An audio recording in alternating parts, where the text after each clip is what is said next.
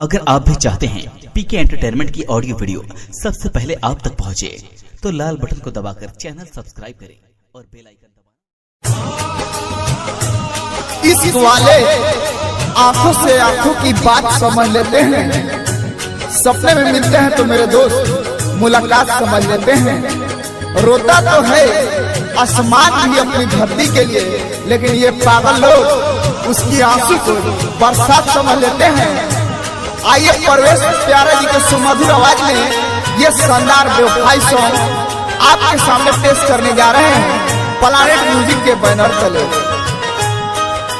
जिंदगी में रानी आके तू बिछड़ गइलू, जिंदगी में रानी आके तू बिछड़ गइलू।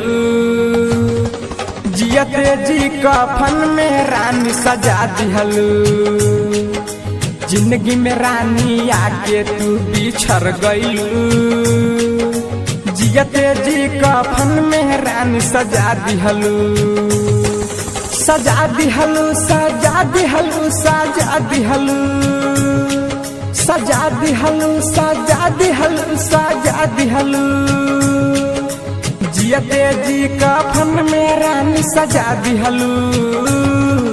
जहर के शीशी हमरा के धारा दिहलू, जहर के शीशी हमरा के धारा दिहलू।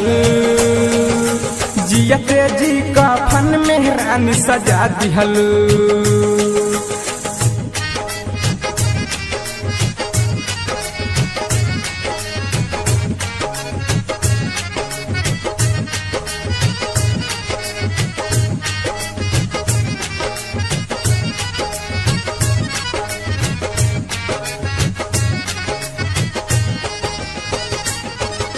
प्यार करे के हम ना जननी तू ही सिखावेलू, हमरा से बिछड़ के तू दूसरा के होतारू।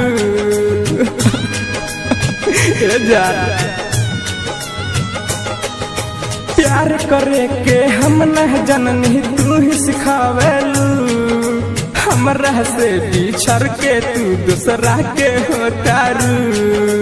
दिहल निशानी देख के हमर दियत तू हकबू, पानी के बदले आंसू बहा के पिया तू हकबू। मुश्किल रहे त प्यार काहे कइलू, मुश्किल रहे त प्यार काहे कइलू। जियते जी कफन में रानी सजा दिहलू, जियते जी कफन में रानी सजा दिहलू।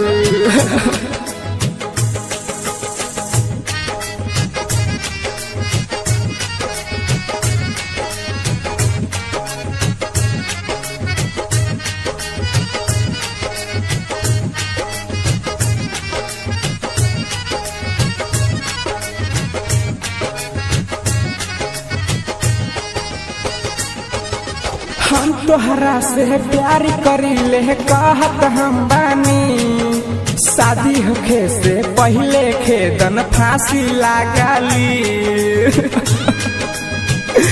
जान हम तोहरा से प्यार करी ले कहत हम बानी, शादी होखे से पहले अर्जुन फांसी लगाली। राइटर और न रवा तारे मोतिहारी में सुत के, परवेश प्यारा रोवा तारे सीमा वाला लुट के। पानी जैसे काहे तू बह गइलू, बादल जैसे काहे तू बदल गइलू। जियते जी कफन में रानी सजा दिहलू, जहर के शीशी हमरा के धारा दिहलू। Planet music digital recording studio, the cinema campus, Kalyanpur.